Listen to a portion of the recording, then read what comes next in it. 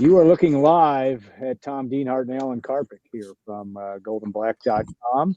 And it is our Saturday, not our Saturday simulcast. It is our Wednesday night live.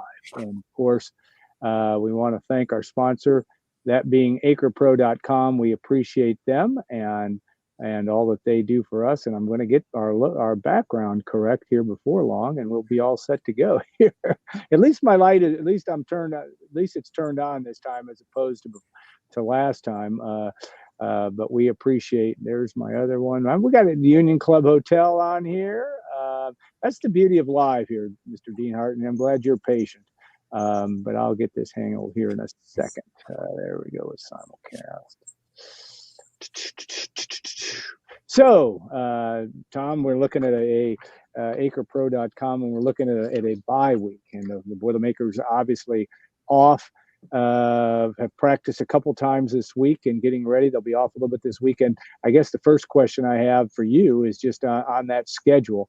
What the rest of this week and heading into next week, and what is Ryan Walters' schedule as the Boilermakers look ahead to Notre Dame? I know earlier in the week, the first teamers really didn't practice at all. They came out for warm-ups, and the second teamers and backups saw most of the time. That was on Tuesday, and I know today they started to do some install of Notre Dame, and that will continue obviously through tomorrow. And Friday they're going to have a workout. Saturday they're going to be off. And then on Sunday, Ryan Walters said they're going to treat that like a Tuesday practice. So things will obviously start really ramping up at that point. Getting into the new week, Notre Dame week, September 14th. It's when the Fighting Irish will come here for the first time, since we said 2013. So, yeah, a little bit of a different week, early bye week. And, Alan, Ryan wants to get healthy, too. He wants his team to get healthy. He talked about that this week as well, And the one worrisome thing, Alan, the two top guys, Nyland Green out with a foot injury, wide receiver C.J. Smith from Georgia, hamstring issue. He said on Tuesday when we spoke to him that if they had the game that day, they wouldn't play. And you get the feeling this could be a thing that goes all the way up to game time, and will we see these guys at all? So they certainly have not been cleared yet from the way he was talking earlier this week. So just something to be mindful of as we get into moving into next week too. Yeah, you look at that. Notre Dame looked formidable, obviously, in its win over Texas A&M.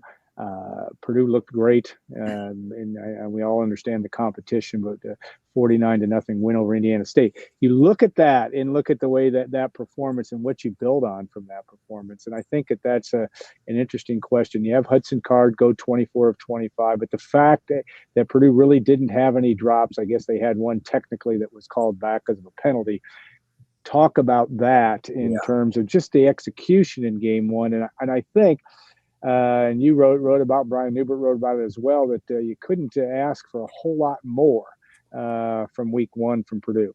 Yeah, I mean, if you were to sit down with a pencil on a piece of paper, write a script for how you would like that game to have unfolded, I mean, I think that's how you probably would have authored it, Of course, the one nit that everybody picks, Ryan Walters, obviously did too, with the penalties. I think there were 11 penalties for about 110 yards. He thought a couple of them were dubious, but nonetheless, there were quite a few penalties. But other than that, Alan, I mean, they had that one turnover, Bibber fumbled after making a catch. But aside from that, boy, it was a pretty clean game, 49-0 shutout. So, yeah, I mean, and they also came away, it looked to be relatively injury-free. No new injuries on Saturday as well. So that was big. So, yeah, they seem to be sitting very pretty. Remember, this game was moved from week 0 to week 1, specifically because Purdue wanted that extra week here to prep. And so far, so good. The very short season so far has unfolded in a very good manner for Purdue here. We'll see if everybody gets healthy, Alan. Now, the 3 other guys who didn't play Saturday, sounds like they're going to be ready to go. And they probably have been practicing this week. Corey Stewart, of course, the number 1 left tackle. I think we'll see Cam Brown, also the wide receiver, the wide receiver from UCLA. I think you're going to see him out there as well. He really didn't practice much at all in camp. And then Joe Anderson, defensive lineman, a 6th-year player. Probably was going to start Allen up front. It sounds like he's ready to go too. So those would be 3 key additions for Purdue against Notre Dame here coming up. Yeah, no doubt. Those are all will be important. I want to also thank our sponsor, like I said, acrepro.com. When it comes to land sales, it pays to have experts in your corner. Acre Pro Midwest Farm Group are your local farmland specialists. They have decades of experience in Indiana agriculture. No one knows the market better, whether you're doing a 1031 exchange or simply buying and selling farmland. Your local Acre Pro agent will walk the land with you and ensure the deal is done right. You can visit acrepro.com or you can call Kyle Spray and Company at 765-775-6502. I botched that phone number last week. This is the correct one, 765-775-6502. I don't know how much, because you're a working man on Saturdays during football games, but I don't know how much of Notre Dame, Texas A&M you saw. What I saw of that game was a Notre Dame defense that's very, very good, a secondary that's excellent, a team that was able to gut it out, and that's an impressive win in front of that crowd in that situation, to say the least. I think the Irish were 3.5-point underdogs. What are your impressions early on? You've had a chance to at least begin to look at Notre Dame, and you've obviously are an observer of college football, but what are your early thoughts there? Yeah, good point. You know, that was a tough gut check win. Early in the year, for your team to go into College Station, Texas, one of the most hostile environments in all of college football, brand new head coach, Mike Eklund, and come away with a win. 4th quarter win, Alan. They had to really knuckle down and won it in the 4th quarter, basically. Physical offense, ran the ball very well. Of course, Riley Leonard's the quarterback from Duke. Yeah. 2nd year in a row they've gotten an ACC quarterback. He's a good one, Alan. And you talked about the secondary too. Wow. Derek Schultz mentioned that as well when we did our conversation, our podcast earlier this week, and he noted that secondary of Notre Dame. And here we go, right? Everybody's patting themselves on the back right now, Purdue people, but 49-0 win. But those windows to throw into are going to get a lot smaller, Alan, and they're going to close a lot quicker against Notre Dame. We'll see if Hudson Card can be anywhere as close to what he was accuracy-wise, and those receivers every bit as effective against what's going to be a big upgrade in talent when Notre Dame strolls into here in about 10 days or so. Yeah, you look at the quarterbacks, and again, we're talking history here, but the quarterbacks that have beaten Notre Dame, and this would be a big upset. I'm going to guess that line will be at 10 points or so, but we'll find out come Sunday.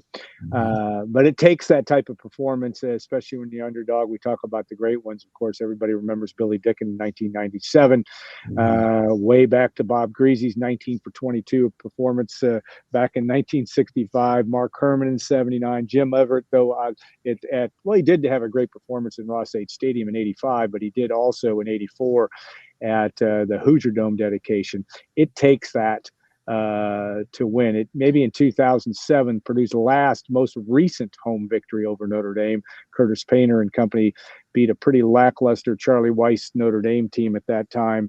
And yet Purdue got off to a good start that year, as you'll recall, 5-0 start, buoyed in part by beating Notre Dame. But it takes special performances, and that's part of the fun, in my view, of this series for Purdue. It really defines, to some extent, sometimes people don't want to hear that Purdue's ascension into the hierarchy of college football really goes back to October 7th, 1950, when Dale Samuel's still alive at 93 years old. He'll be in attendance next week. He and his family led Purdue to that victory when Dale, being a sophomore, and that stopping Notre Dame's 39-game unbeaten string. So it takes a special performance, but that's the fun, and you've been watching a long time. That's the fun of playing Notre Dame. I know it'd be nice to be playing Southern Illinois in some ways this weekend if you're Purdue, but it's hard to pass up an opportunity for a full stadium. A lot of people, a lot of eyeballs will be on Notre Dame because everybody's picking them as a shoe-in to the college football playoff based on their easy schedule, and they are already assuming a win over Purdue. All those factors really make it kind of fun come September 14th when these two teams tee it up. Yeah, Notre Dame's got Northern Illinois this week as their tee-up game, so there you go. Yeah, Alan, boy, you and I could talk for days and put people to sleep about the new Notre Dame, right?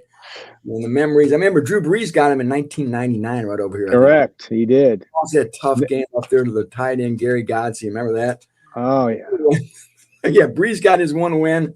He got his one win, and remember Jarius Jackson, the Notre Dame quarterback, lines up under the wrong spot, or that game might have been the other direction.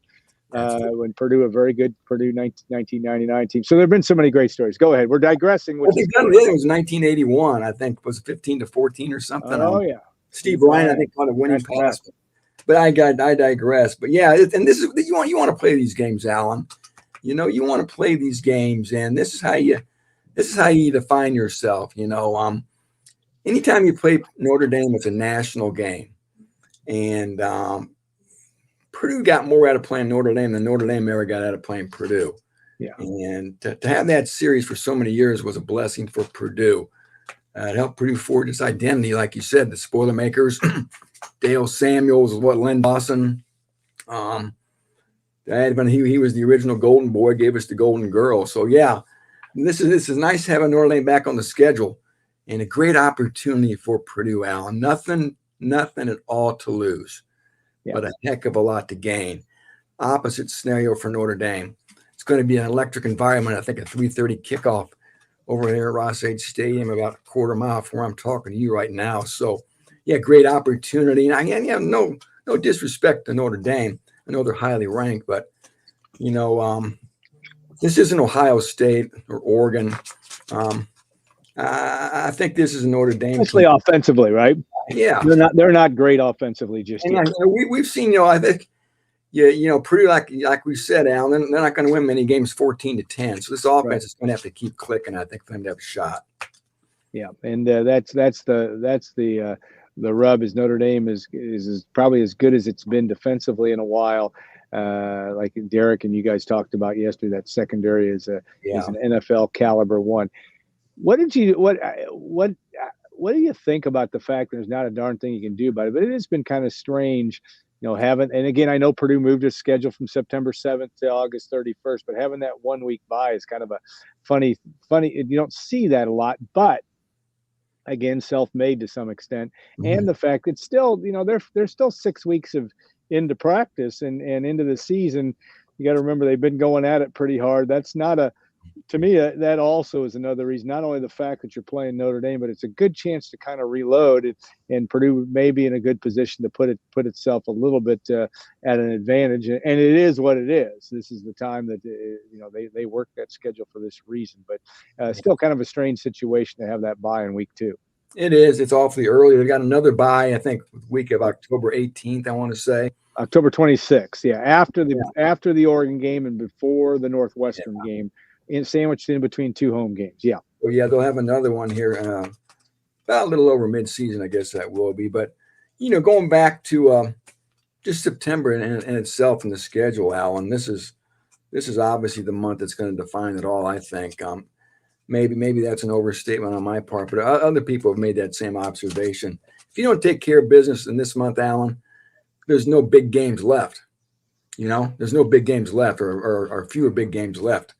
So we'll see. This is, again, a great opportunity for Purdue, and we know what's ahead of them here with Notre Dame, and they have to go out to Corvallis to play a plucky Oregon State Beaver team with the first-year head coach. And then, of course, September 28th, homecoming against Nebraska.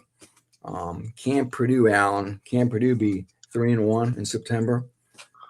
I think they can't be any worse than 2-2. But ideally, you're 3-1. If you're 3-1, boy, that sets up a very fun and potential-filled next couple of months. So it's huge here. You'd love to steal this one against Notre Dame. If you steal this one against Notre Dame, boy, you get greedy thinking about 4-0 in September. So a great opportunity. Like I said, nobody's expecting anything from Purdue. And again, a great opportunity against, an Irish team that's very good, but I'm not sure if they're elite, especially at least on the offensive side of the ball right now. Yeah. One thing, and not looking ahead, but we are looking ahead, but it's kind of fun to do that. in terms of Oregon State. Interesting because they haven't opened up there. They played San Diego State Saturday. Then they have Oregon at home on the 14th before Purdue comes calling on the 21st. That's an interesting, different situation from that standpoint. A lot of people targeting that game. It is clearly going to be a very important game, no matter what the outcome Purdue Notre Dame game will be. Oregon State fans think they can beat Purdue. Yeah. This is our shot. They were disrespected. They got left behind in the Pac-12 with Washington State.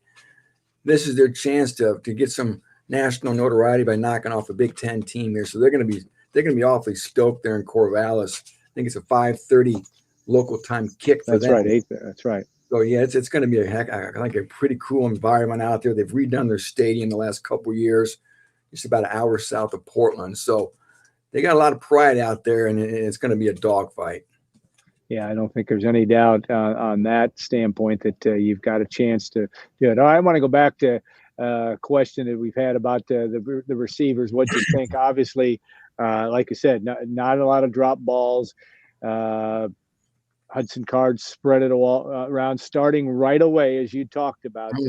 Graham Harrell went right to Jamal Edrin and got him involved right away. He's still seems to be the alpha guy in that wideout core, but it's early and just one game. But what was your evaluation of what we saw in week one? You obviously had some young guys that also played very, very well. Yeah, and they look different, Alan.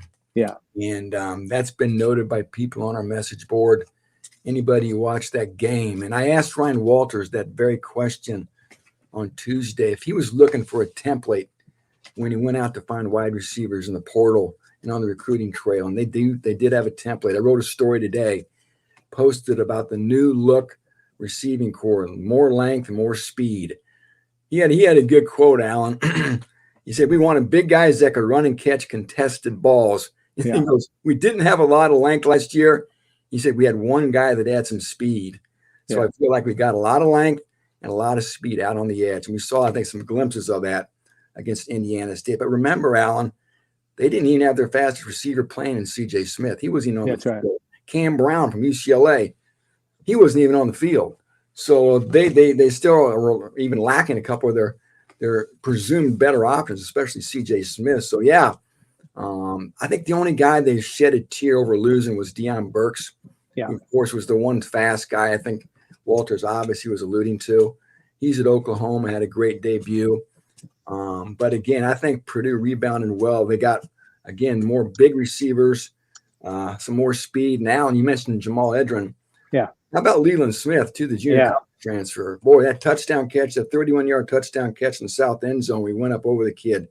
He's a big wideout who's still sort of learning his way, Alan. He could really be something in a year or two, if not right now. You know, it's so funny about how it is now. Purdue's got 2 or 3 guys at 6'3" and above that for the first time, really, we can remember the days of Drew Brees. And though Chris Daniels ended up being an excellent receiver, obviously Tim Stratton is a tight end, but as wideouts, I think it was, just being able to have A.T. Simpson was about the closest thing you could get to anybody with length. This is a very unique situation. You got to give Ryan Walters credit on the recruiting trail. You pay a lot of attention to recruiting and what the Boilermakers have brought in, and the NIL, having enough of it there to get what you need. It appears, at least after week one, that Purdue's really done well. Yeah, Ryan talked about that, Alan. He told me that one time, I think in his office, that this time last year they would not have been able to get a lot of these guys that got in the portal. And the collective, the NIL situation got a lot better. And I think he believes that they got a higher quality player out of the portal this year. Yeah. And some of those players are the wide receivers we talked about. 3 portal receivers. Talked about C.J. Smith and Cam Brown. Haven't talked about Denylon Morissette, Alan. Yeah. He, of course, had a touchdown on Saturday, another Georgia kid. So there you go. Morissette's another weapon. And how about the true freshman? Shamar Rigby got the start. Yeah. True freshman, game 1, got the start. The first true freshman wide receiver to start the opener since Rondale Moore in 2018 against Northwestern. So Shamar Rigby's another guy, Alan, 6'2", 6'3". Don't forget about the true sophomore, too, Jerron Tibbs. Yeah. Number 13. Oh, he looks the part. Yeah. Yeah, he's a guy that I know the staff likes. I know Corey Patterson likes him a lot. He's not flashy, Alan. He's not going to run away from you, but he's that classic blue-collar receiver who's going to beat you because he's disciplined and doing what he's supposed to do. And he started, I think, as well. So he's a kid about 6'2" or 6'3". And so, again, they've got some nice weapons. And now we haven't even talked about the tight ends. You know, that's talk about a great room there. Wow. Yeah, and they showed it. I mean, Max Clare was terrific. I mean, from where, especially, but he just took off right from where he finished midway through last season. Yeah, you're right. Max, number 86. You know, there were high hopes last year. We saw it last year, Alan. Yeah, we did. First month or so of the season. Then he got hurt against Illinois, I believe. Late September, was done for the year. And I think he probably could have gotten some maybe freshman All-American mentions. I projected out his stats if he'd have played all year, and I think he would have had over 50 catches, I believe. So, yeah, special guy, and next level is how he's been described to me by staffers at Purdue. Next level. Yeah. You hate to put too much pressure on a kid, but he does look like he's a cut above Allen. Could be a special tight end for a university, as you know. He's had some pretty good tight ends the last 30 or 40 years. Max Clare could be right there. Heck of a baseball player, too. Drew Bibber, I think. People tell me Drew Bibber would start on a lot of teams. And then George Byrne, right? Number 81. That's a pretty good third-string tight end, right? Yeah, so. Pretty good guy. I mean, he's gonna be fun to watch, too. So, yeah, you know, Justin Sins, our buddy, the old Boilermakers, been around here for, it seems like 100 years. He's doing a good job. And he has some nice tight ends to work with. I'm sure he's very happy. I know you like this ambient noise I bring to the table. We got a band here in the back, way in the background, but that's part of the beauty of doing this show live and doing it on my back porch. So there you go. All right, one of my questions, Tom, and an impossible one to answer, I think, is this one. You know, you look at can the Purdue's defense bring enough pressure? We didn't find that out against Indiana State. I mean, they certainly brought some, but what did you see from the scheme? Anything surprise you? You know, Ryan Walters has got to. There's a lot of different ways to skin a cat. He's going to try to maximize his personnel, but when push comes to shove against good teams, what do you think Purdue will do to bring enough pressure? Is probably a better question. Yeah, I think right now the jury's still out. That was a very rudimentary passing game. Yeah. That's the nicest word you've used. I don't know that I've seen a worse one. And again, we're not going to rag on the Sycamores, but they only threw 12 times and lost by 49. I don't know how that's happened all that many times, except for maybe Army Navy. But go ahead. Academy, yeah. Right. So, you know, Purdue really sat on that passing game. What there was of a passing game, we saw Will Helt flash with 3 TFLs, a couple sacks of pressure. Here we go. You know, things ratchet up obviously from here on out, and we'll get a better read on how good that pass rush is, how formidable it is. We've seen in the past, Alan, this is a defense that likes to take chances. They're going to bring pressure from Kadron Jenkins. Certainly is going to blitz. Yanni Karloftis is certainly going to blitz, and they'll bring cornerbacks. I saw Kendrick Breedlove practicing with the rush ends coach in camp, Preston Gordon. So they like bringing pressure off the edge with their defensive backs. So, and I don't know, there's always risk reward when you bring pressure, but that's no doubt defense. They want to be aggressive. And the other thing, Alan, about this defense that people say is unique, they have 5 linemen, one-on-one blocks against 5 offensive linemen. That's what they want. All you got to do is beat your one guy, one-on-one matchup. Can you beat your man? And they mention that a lot. 5 linemen versus 5 linemen. What do you got? And so we'll see. And you always like defensive linemen's chances. And I think, you know, again, Will Helt looks like he could be special, Alan. Let's see about Sheeta Soleil from BC, CJ Madden from Georgia, Jiro Ojada from Franklin College. And some of the guys on the interior, I really like those nosemen too, Cole Brevard and Mohamonade. So I think there's a lot of potential there around. DeMar J. Lewis, what a ball game he had on the interior too. So there's some depth inside, Allen. I tell you what, this team looks good getting off the bus too. It really does. They got some big dudes on both sides in the trenches there for sure. Now, you were talking a lot in the fall camp about Breedlove, and I think he even talked about last week. He made an impression in week one. He jumped off the page at me just watching not only what he did on the field, but just the way that he moved back there. He looks like he's a guy that can make plays. Yeah, he's got number 10. Watch number 10. He's not real big. No. But everybody says he's one of the fastest guys on the team. Him and C.J. Smith, the Georgia wide receiver, probably the fastest guys. Dylan Thieneman's not far behind. But, yeah, Breedlove's a guy who plays that slot corner spot, sort of the star position. But they've got some nice cornerbacks. Remember, Nyland Green did not play. He's supposed to be the best cornerback. He was a 4 or 5-star recruit coming out of high school, went to Georgia. You know, he's 6'1", 6'2", 200-pound cornerback. So, you got Nyland Green. You're going to have Kendrick Breedlove. You still have Markevius Brown as well, Botros Alessandro, Derek Duda Rogers. They got some depth, some speed, and they got some size at cornerback. Most of those guys are all at least 6 feet tall, too. So, I think that the secondary with cornerbacks and even the safeties, Alan, we all know about Dylan Thieneman. They love Antonio Stevens. I had a coach tell me that Antonio Stevens was further along right now at this time of year than Sanusi Kane was at this time last year. Sanusi Kane just made the Baltimore Ravens roster. So they love Antonio Stevens, a great story, number 11. Unbelievable story, yeah. So, and again, my point is I think they got some players back there. Now, can the front help them by getting some pass rush? We'll see. Yeah, Antonio Stevens, of course, injured. Was it in the COVID year, right? When a catastrophic injury late in that season really looked like it was a career-ending injury, at least to the eyeball. But he has come back with a lot of it. Go ahead, Tom. Got a teaser for you.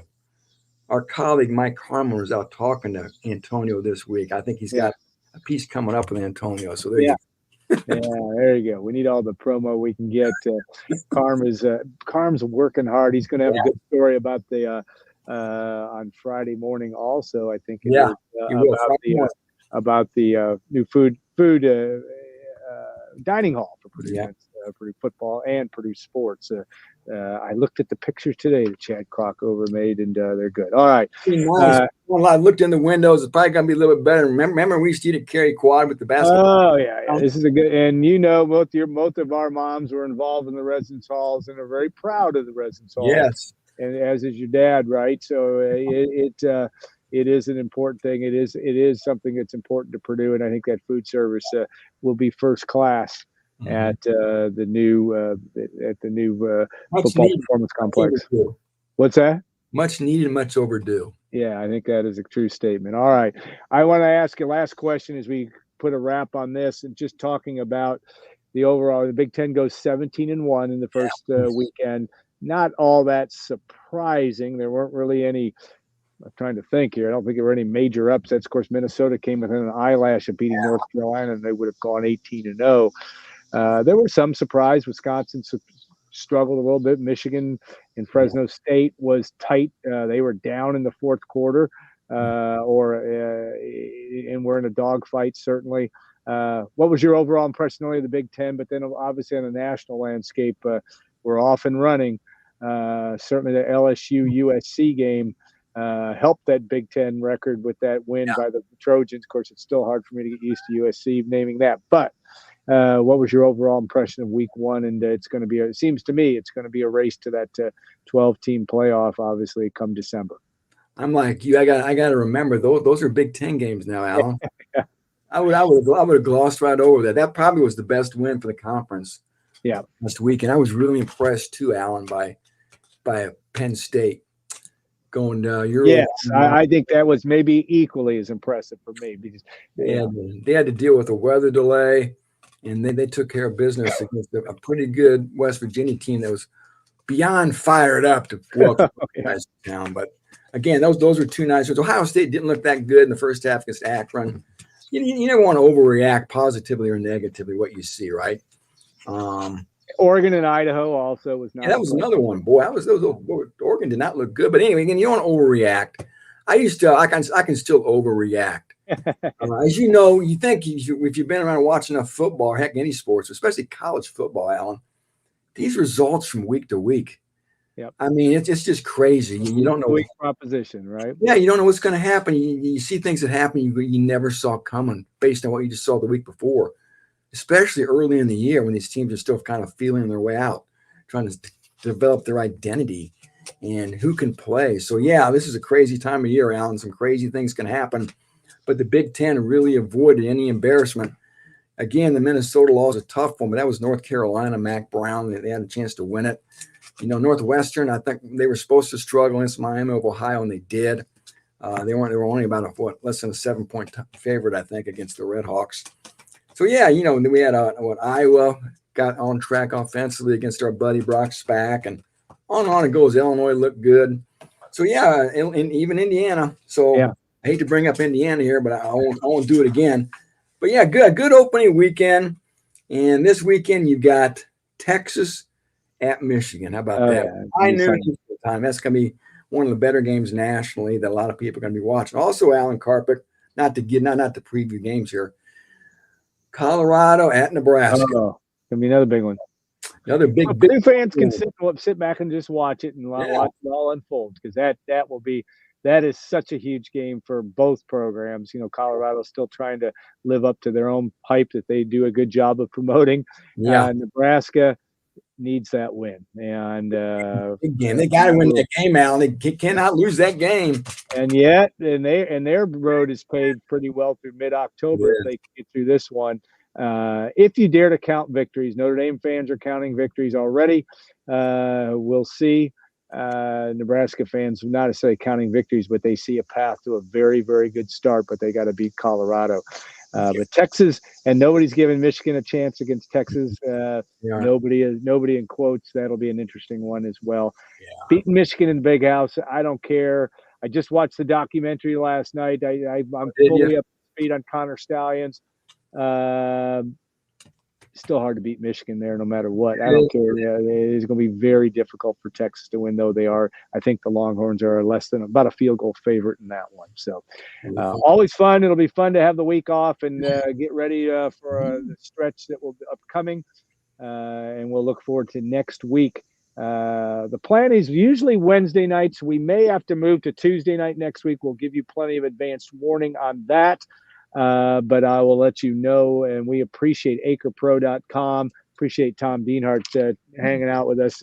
It's our chance to talk football. We're just doing it on the record through our busy week. It's fun for me to be able to chew a little football fat with Tom. We want to thank Kyle Spray and the good folks at acrepro.com. Remember that number, 765-775-6502. When it comes to land sales, it pays to have experts in your corner like Tom Dienhart. We're lucky here at Golden Black to have that. But Acre Pro Midwest Farm Group, they're your local farmland specialists. Make sure you check them out as well. Everybody else, thanks for taking the time to check in. We had a good crowd on here tonight. We appreciate that. We want to thank Acre Pro one more time, and we'll look forward to next week on our Wednesday night live program. It's going to be fun throughout the football season, and we're going to be doing some basketball with Brian Newbert. Newbert doesn't know that yet, but we're gonna work on his contract and get that done with Brian as well. So take care, everybody. Thanks for watching and listening, and have a great rest of your Wednesday night.